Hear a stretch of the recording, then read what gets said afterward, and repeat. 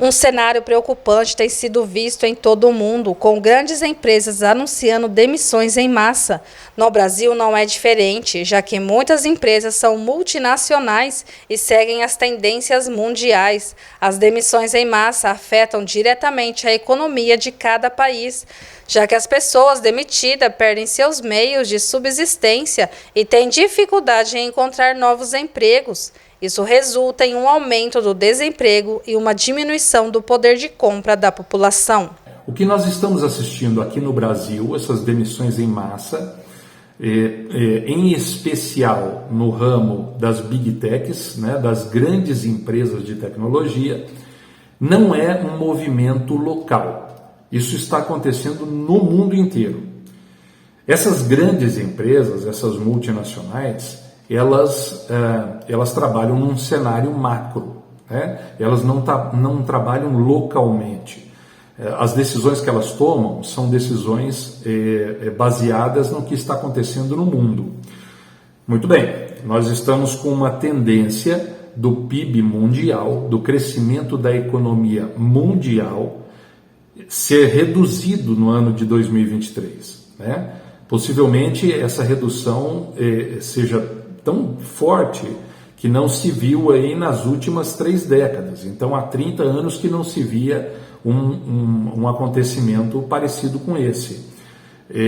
Não é um cenário recessivo, gente, é ainda de crescimento. Tá? Existe uma perspectiva de crescimento do PIB mundial para o ano de 2023. A única coisa é que essa perspectiva foi reduzida, ou seja, havia uma expectativa de crescimento X, e essa expectativa está se demonstrando impossível de ser alcançada, ou seja, ela foi reduzida. Então, traduzindo em miúdos, existe uma expectativa de crescimento da economia mundial ser menor em 2023, ou seja, não ser aquilo que todo mundo estava esperando.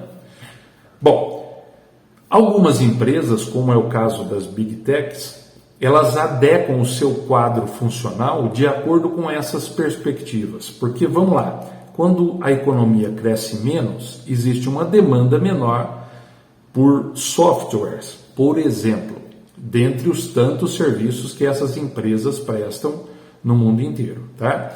Então, essas empresas já se adiantam e adequam o seu quadro funcional. Qual é o problema? Essas empresas empregam demais no mundo inteiro. Existem muitas pessoas que trabalham para essas empresas.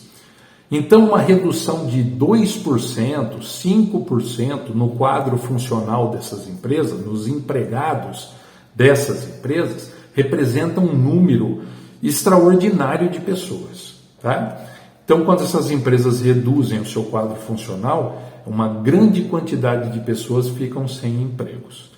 Outro problema, essas empresas têm uma cadeia de produção bastante grande, ou seja, não significa que elas demitindo, elas vão atingir apenas aqueles funcionários que elas estão mandando embora. Implica dizer que indiretamente outras empresas que trabalham para essas Big Techs serão atingidas também. E aí que é o problema. É o chamado efeito cascata. Né? Começa num setor de tecnologia, por exemplo, como é o caso, e isso vai se estendendo na economia para outros setores. Apesar de ser um momento global, ações devem ser feitas no Brasil para que o nosso mercado não seja muito atingido. Por enquanto, nós temos que nos preocupar, sim, claro. Esse movimento, apesar de ser mundial, nós precisamos de atitudes locais para combater. Nós estamos inseridos na economia mundial, mas podemos descolar e ser aquela economia que cresce.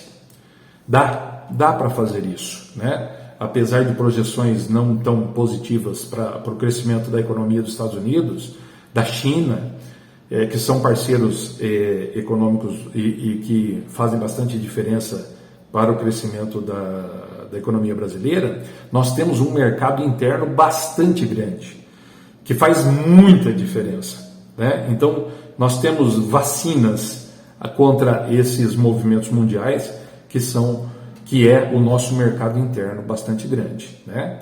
Então, a ver o que virá de reação política diante desses acontecimentos econômicos mundiais e locais.